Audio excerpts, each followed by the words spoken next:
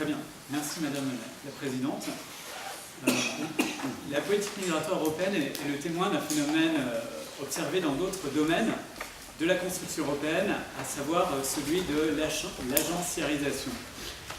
Ce phénomène se traduit par une place accrue des agences dans le système institutionnel, mais aussi, en tout cas pour les juristes qui sont là, par l'élaboration de modes de régulation juridique qui sont dérogatoires au droit commun, j'entends par là en marge du processus décisionnel classique. Le constat initial, c'est l'implication donc de nombreuses agences dans le domaine de la politique migratoire, qu'elles soient d'ailleurs spécialisées dans ces questions-là ou non. Je pense en particulier évidemment à Frontex, à EASO, on peut également mentionner l'Agence européenne des droits fondamentaux, on peut également parler d'Europol et également d'Eurojust.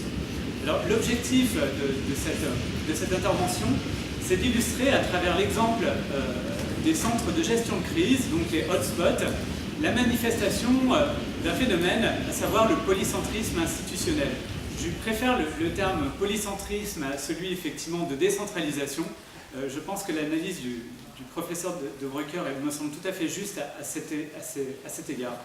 Alors, mais je voudrais aller un petit peu plus loin dans mon analyse en considérant donc que ces hotspots qui sont chargés donc, de gérer la crise générée par l'afflux massif donc, de migrants est un exemple donc, de ce phénomène d'agenciarisation, mais surtout que ce phénomène qui est lui-même donc l'illustration de ce polycentrisme institutionnel est englobé dans un phénomène encore plus vaste qui est celui de la nouvelle gouvernance.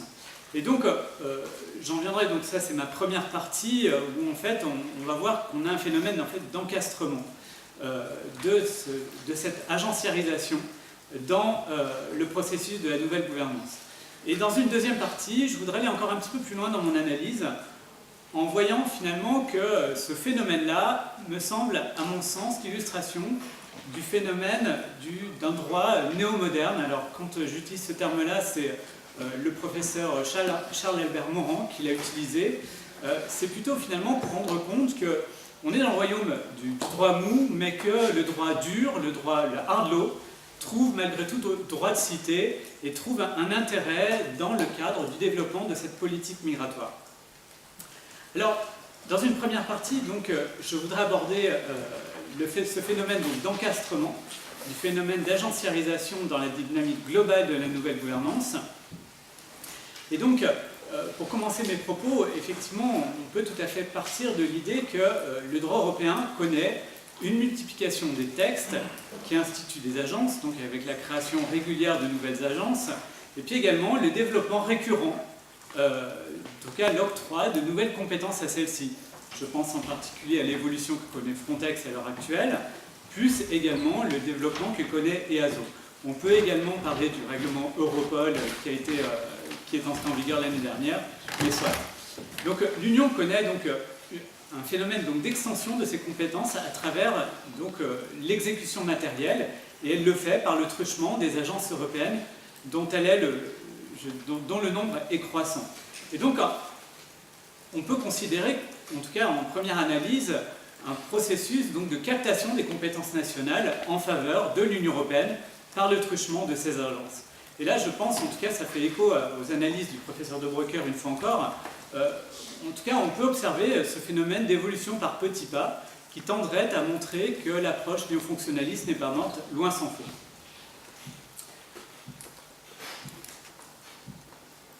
Alors maintenant, pour parler toujours dans cette première partie, en dehors donc, de ce constat général, plutôt maintenant pour parler donc, de ces hotspots qui sont donc un maillon essentiel de la gestion de la crise migratoire qui a été déclenchée donc, en 2015 par l'afflux de migrants, donc en 2015 et en 2016.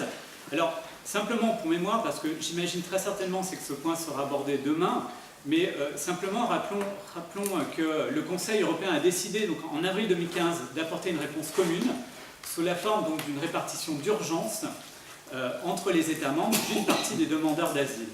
C'est le phénomène de relocalisation que vous connaissez certainement tous, mais simplement l'un des moyens de parvenir à cet objectif de relocalisation, c'est de mettre en place donc, ces hotspots, et une note explicative de la Commission européenne, qui d'ailleurs les instaure, explique que c'est une plateforme de soutien multi-agences qui fonctionne donc, selon une approche à la fois globale et ciblée. Alors globale, parce qu'elle vise à prendre en compte différents aspects du processus de la relocalisation, à savoir l'enregistrement, l'audition, mais aussi la sélection des migrants éligibles, plus également aussi la coordination des opérations de retour pour les migrants, en tout cas pour les demandeurs d'asile déboutés. Et enfin, évidemment, je vous le disais global, mais aussi ciblé, puisque l'objectif aussi, c'est de pouvoir apporter un appui qui soit un appui localisé au sein de centres, au sein desquels, donc, dans un ensemble de régions considérées donc, comme étant, en tout cas, des États membres en première ligne. Alors, je reviens maintenant au cœur donc, de ma première partie, et je vous expliquais donc finalement l'idée là-dedans, c'est qu'on a un petit peu cette évolution, donc des hotspots, comme un exemple de la nouvelle gouvernance européenne. Alors, l'idée donc de la nouvelle gouvernance, qu'est-ce que c'est la nouvelle gouvernance? Simplement, pour rappel, c'est un processus, en tout cas qui insiste sur l'importance de la soft law, sur les mécanismes, dans les processus décisionnels, sur la volonté du consensus et de la coordination, sur le partage de l'expérience et surtout, et j'insiste là-dessus, sur le traitement pragmatique des problèmes. Et aussi, l'un des mécanismes qui sont issus cette fois-ci de la gouvernance, c'est vraiment l'optique d'avoir un pilotage qui soit à la fois multi-acteur et multiniveau. Alors maintenant, pour appliquer cette description donc, au hotspot, on peut tout à fait considérer qu'on peut avoir une illustration de ce mouvement-là. D'abord, pourquoi? Parce que les hotspots sont l'exemple, l'illustration de ce pilotage, qui soit ce pilotage multi-acteur. J'ai parlé évidemment des agences, mais je pense qu'il faut parler également d'autres acteurs qui interviennent, et toujours sous l'angle de la coordination. Je pense en particulier à l'Organisation internationale des migrations ou du HCR. Le HCR était présent donc, dans les hotspots. Et puis également, il faut bien comprendre, c'est que les hotspots ne sont pas du tout des endroits qui sont des lieux clos, au contraire. Évidemment, il y a les autorités nationales qui interviennent, mais également ces hotspots sont plutôt, un endroit qui communique avec, en tout cas, qui s'inscrit dans le cadre d'une gestion des frontières un petit peu plus large, et dans lequel, au sein de cette gestion, d'autres acteurs sont amenés à interagir. Alors, je vais simplement le citer pour mémoire, parce que c'est un point qui sera abordé un petit peu plus tard, mais c'est notamment les missions de l'OTAN. En tout cas, en ce qui concerne, j'avais pris l'exemple de la Grèce, c'est Sea Guardian, mais là encore, pour vous donner un exemple, c'est qu'il existe une coopération donc, entre Frontex et l'OTAN qui a lieu dans le domaine de l'échange de renseignements, qui contribue donc à réduire le nombre de migrants, et le but étant évidemment de désorganiser les filières de passeurs clandestins. Alors, on pourrait continuer, on pourrait éventuellement parler donc de ces coopérations interagences, d'Europol, qui est amené également aussi à glaner du renseignement, cette fois-ci essentiellement dans une optique donc, de lutte contre les trafics de migrants, puisqu'il y a un centre de lutte contre l'immigration clandestine qui est né en 2015, et puis également un centre qui est né en 2016, à savoir donc, le centre, cette fois-ci, qui est destiné donc, au partage de renseignements en matière de lutte antiterroriste. Pourquoi je vous parle de ça? Parce qu'évidemment, dans les cadres des hotspots, l'objectif est également d'identifier des migrants potentiels, notamment dans le phénomène de ce qu'on appelle les returnees, et en fait des jeunes qui sont partis, soit des jeunes Européens qui sont partis faire la guerre au Moyen-Orient et qui décident de revenir et qui viennent finalement qui rentrent via les hotspots, en tout cas qui rentrent en tout cas pas via la filière clandestine, soit alors tout simplement des membres d'Al-Qaïda qui viendraient tout simplement apporter du renfort à ce qu'ils considèrent comme étant la lutte contre l'Occident, donc sur le territoire des États membres. Alors, et il faut bien comprendre, c'est que la collaboration, là encore, on a une collaboration qui est horizontale, puisque cette collaboration, elle a lieu entre les agences, mais à travers une régulation, en tout cas des accords interagences, accords Europol, Frontex, ou bien Frontex Eurojust, mais également une collaboration entre les agences du domaine JAI, puisqu'en fait, des priorités communes sont définies par elles dans le cadre d'un programme d'action. L'objectif là-dedans, en tout cas, pourquoi je vous parle de nouvelle gouvernance et de ce phénomène d'horizontalisation, parce que une chose, lorsque j'ai préparé donc, cette intervention, j'ai été extrêmement étonné, en tout cas en tant que juriste, d'observer le foisonnement des documents programmatifs. Alors effectivement, on a je dirais les documents balises, hein, c'est-à-dire l'agenda européen sur les migrations, plus toutes les différentes conclusions du Conseil relatif à la crise migratoire, hein, que ce soit dans le domaine de l'asile ou dans le domaine de la lutte contre l'immigration. Mais en fait, on a plein d'autres documents. Concernant la fraude documentaire, un plan d'action relatif à la fraude documentaire, un plan d'action également du Conseil relatif à la lutte antiterroriste qui va mentionner la question des hotspots.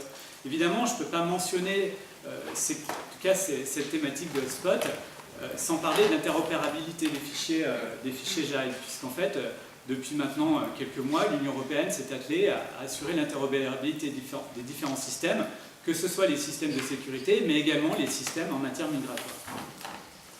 Alors finalement, quand on observe ça, c'est qu'on voit d'abord que ces différents programmes, ces documents d'action tendent à se combiner. Ils se chevauchent et finalement, on voit finalement un phénomène de documents de programmation en réseau. Mais on peut aller encore un petit peu plus loin, et ça je l'ai véritablement observé quand j'ai constaté, en tout cas quand j'ai préparé toujours ce document, et je vais simplement le mentionner pour mémoire, parce que c'est un tout petit peu complexe, et j'ai malheureusement pas le temps de le développer, mais c'est concernant donc l'utilisation des hotspots dans le cadre des mécanismes de gestion de crise. Puisqu'en fait, la question de la crise migratoire a été également abordée sous l'angle des outils de la gestion de crise, et notamment de recours aux mécanismes qu'on appelle les IPCR. Donc en fait, c'est simplement de manière très simple, des outils qui permettent de coordonner les États dans le domaine d'une crise, que ce soit alors une crise migratoire, mais également une crise terroriste, ou bien d'autres crises, gestion de catastrophes de manière générale. Or, les IPCR ont été activés, en tout cas à leur niveau bas, et d'un point de vue juridique, ce qui est vraiment très intéressant à mon avis, c'est qu'en fait, on a une observation, on a un phénomène d'intrication entre de la soft law et de l'hard law, mais on n'a pas du tout une soft law qui serait simplement complémentaire. On a plutôt un phénomène qui est plutôt un phénomène d'intrication. Et donc j'en viens finalement cette fois-ci à ma deuxième partie. Donc je dirais cette proposition, parce que je me garderais bien de vous avancer ça comme étant certainement pas avec le temps qui me reste, mais plutôt de vous amener à réfléchir sur cette idée-là de droit néo-moderne qui, à mon avis, me semble un prisme particulièrement intéressant, en tout cas d'analyse. Alors, l'idée là-dedans, c'est qu'on peut partir de cette idée finalement qu'on a un mouvement d'horizontalisation. Je crois qu'en fait, vous l'aviez abordé,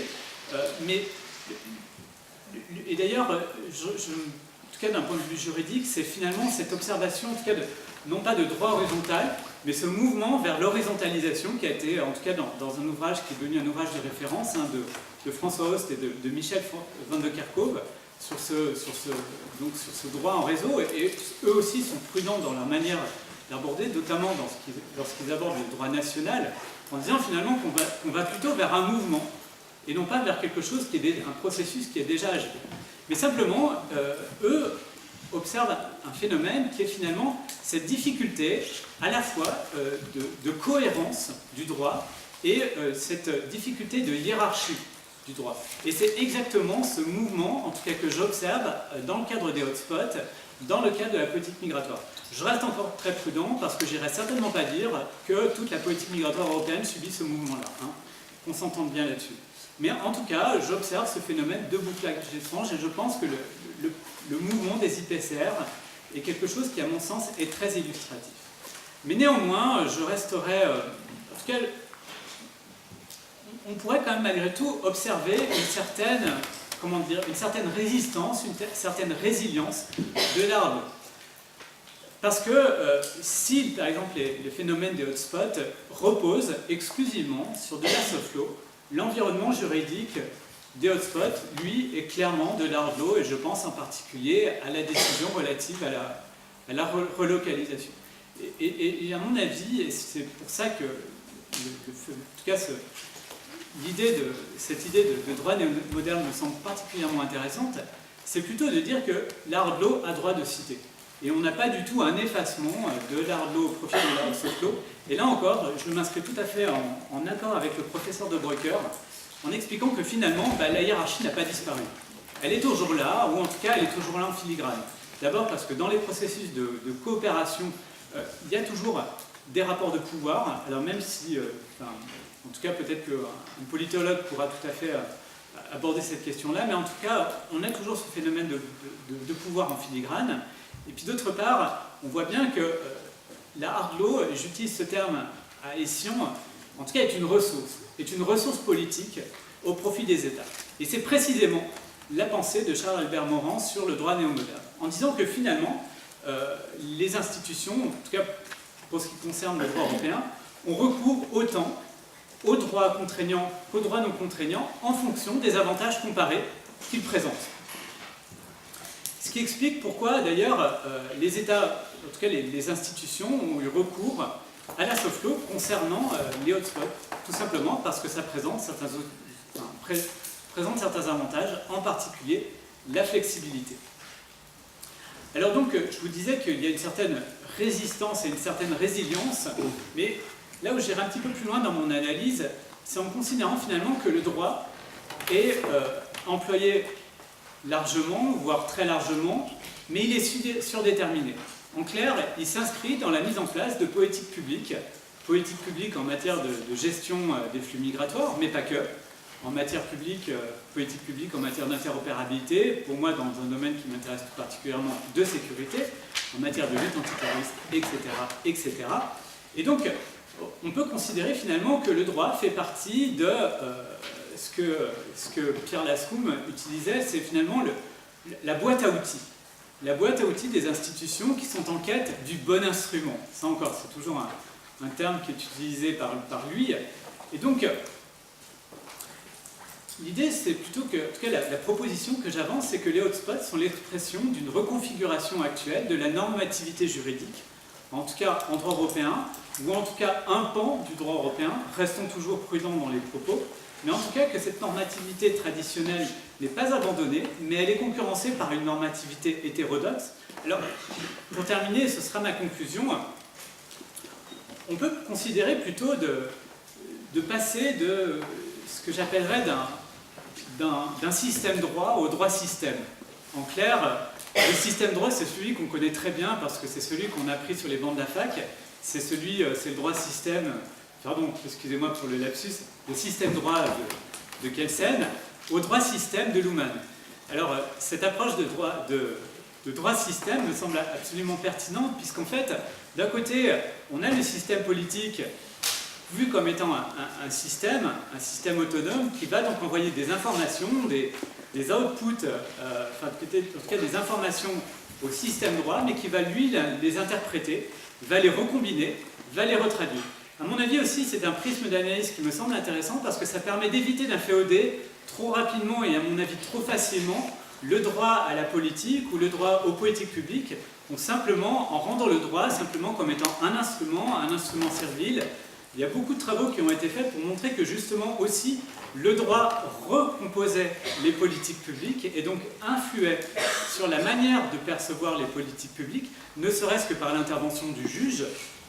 Et donc, c'est pour ça qu'à mon avis, je pense que l'idée du droit système, me semble en tout cas comme étant un prisme d'analyse, comme illustration du droit moderne qui s'inscrit dans un mouvement plus vaste, en tout cas, qui à mon avis me semble, comme en tout cas, on va dire, une illustration donc, de ce phénomène d'agenciarisation. Voilà, Madame la Présidente, je vous remercie.